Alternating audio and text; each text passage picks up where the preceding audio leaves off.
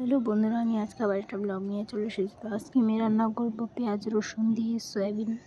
তো এখানে আমি পেঁয়াজগুলো কুচি করে নিয়েছি, দু একটা আস্ত ছিল, আর এখানে আদা নিয়েছি, আর এখানে থেতো করা রসুন নিয়েছি। এখানে সয়াবিন 3 প্যাকেটের মতো ভিজিয়ে রেখেছি। তোমরা চাইলে একটু গরম জলের মধ্যে নুন দিয়ে এটাকে ফুটিয়ে নিতে পারো। তো আমি এখানে তেল দিয়ে দিলাম। তেলটা দেওয়ার পর শুকনো লঙ্কা তেজপাতা দিয়ে দিয়েছি ফোড়নটার মধ্যে। তোমরা এটা আস্ত চিড়ে দিতে পারো অথবা নাও দিতে পারো।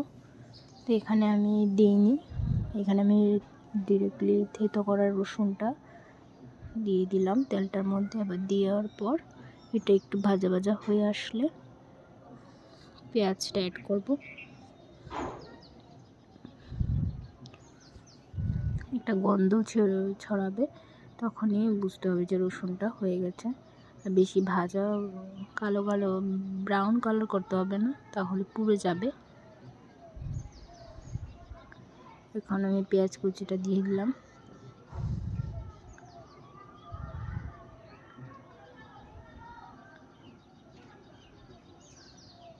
পেঁয়াজ কুচি সবটা আমি দিয়ে দিলাম এটার মধ্যে। দিয়ে এটা থেকে ভাজা ভাজা হয়ে আসলে আমি পেঁয়াজ কুচিটাকে একটু মিক্সার গ্রাইন্ডারে দিয়ে পেস্ট করে নেব, আর বাকি আদা পেস্ট করব, অর্ধেকটা কড়াইতেই থাকবে।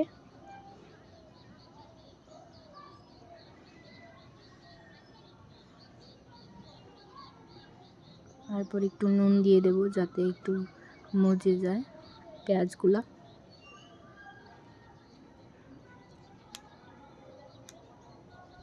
আর একটু হলুদের গুঁড়া।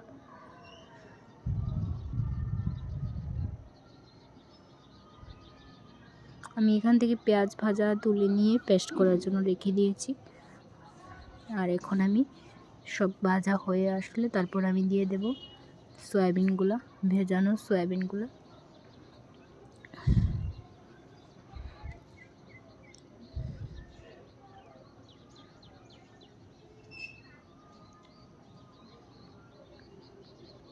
সয়াবিনগুলো দিয়ে ভালো করে ভেজে টেজে নেব। যেহেতু আমি আগে দিয়ে ভাজিনি, সেজন্য আমি ফোড়নটার মধ্যে আমি ভেজে নেব সয়াবিনগুলোকে ভালো করে। আমি আলু সেদ্ধ করে রেখেছিলাম কেটে, তো আলুটাও দিয়ে দিলাম। তারপর ভাজা হয়ে আসলে আমি যে ওই মশলাটা করেছিলাম, পেঁয়াজের যে ভাজার যে পেস্টটা, এটা আমি দিয়ে দিলাম এটার মধ্যে। এটার মধ্যে আমি আদা রসুন আদা দিয়েছি, আর কাঁচা লঙ্কাও দিয়ে দিয়েছি। আর এখানে দেখো একটা আছে, তোমরা চাইলে এই জিঞ্জার আর গার্লিক পেস্টের এভারেস্টের এটাও ইউজ করতে পারো। তা আমি ওইখানে একটু কম দিয়েছিলাম মশলা, যাতে আমি এটা দিতে পারি। তো এখন আমি এটা একটু দিয়ে দেব। দেখো এটার ডেট ঠিক আছে নেই, কিন্তু এটার মধ্যে লেখা আছে আরও ইউজ করা যাবে, তো সেই জন্য আমি এটা ইউজ করেছি। তারপর এটা দেওয়ার পর ভাজা টাজা করে নিয়ে আমি ঝোল দিয়ে ভালো করে ফুটিয়ে নামিয়ে নেব। তো এতটুকুই। তো তারপর আমি বিকালে চলে আসলাম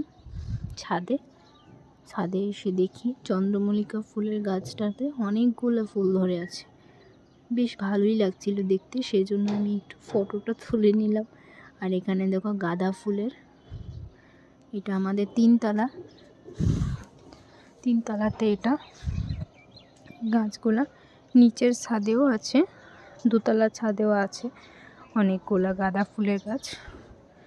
তো আর এখানে দেখো রাতের বেলা কিছুদিন আগে মামামের বাবার বার্থডে গিয়েছিল।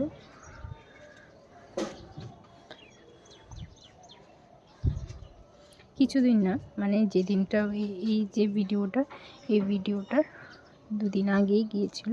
তো অনেকটা কেক ছিল, যেহেতু ওর বাবা পিকনিকে গিয়েছিল, সেখানে দুটো কেক কাটা হয়েছিল।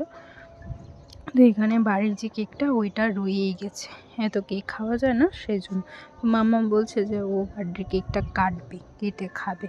তো সেই জন্য আমি ওকে দিয়ে দিয়েছিলাম। তো ওকে কেটে কেটে খাচ্ছিল। ওনা ক্রিমগুলো খায়, কেকগুলো কমই খায়।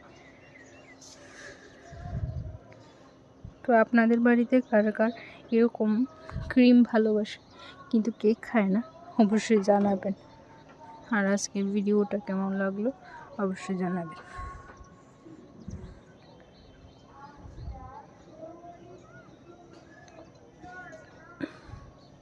মামামেরও বার্থডে আসছে আর কিছুদিন পর, সম্ভব হলে ওই দিনের ব্লগটাও আমি তোমাদের সাথে শেয়ার করব।